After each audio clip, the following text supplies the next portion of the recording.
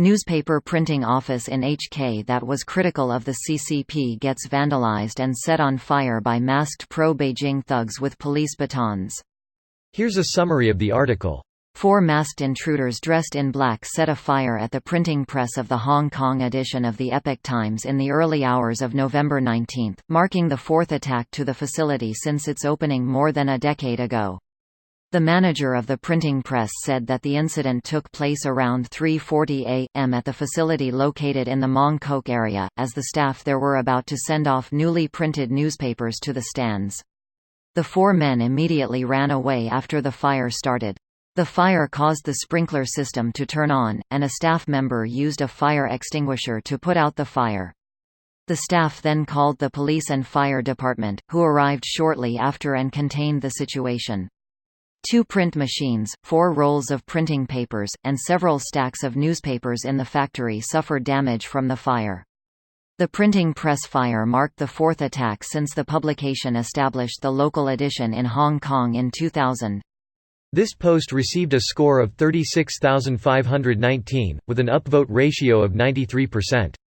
Here are the top comments in response to this article.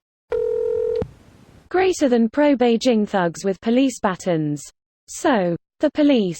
The mainland thugs. Who are dressed as police. That makes them the police? Look at how they move. Organized, confident, like they've had training. I'd bet money they're cops. Edit, or military. Not just thugs off the street. Most likely PLA. They should change their name to POA. People's Oppression Army. Why not go all the way and call them what they are, the POS? Pieces of shit. We are the piece of shit.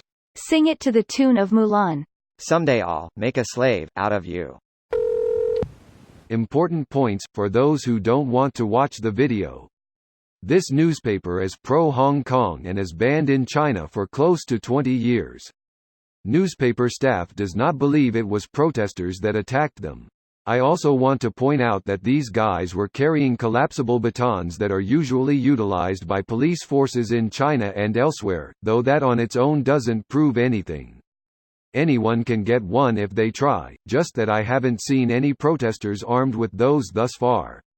Also, this newspaper, Epoch Times, is probably most anti-communist and anti-CCP newspaper in HK. And is the most pro-Trump newspaper in the world, printing far-right pro-Trump conspiracies and spending massive amounts of money on pro-Trump ads. Oh, and it's run by the Falun Gong cult.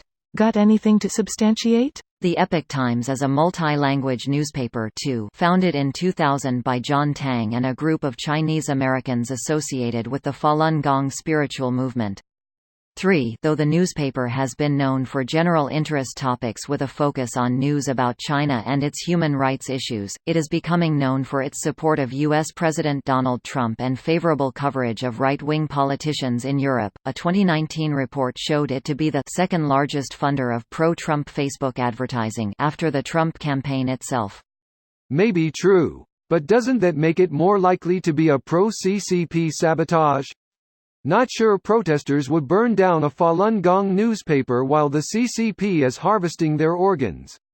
Only the Epoch Times and NTD, its sister company, are reporting on this.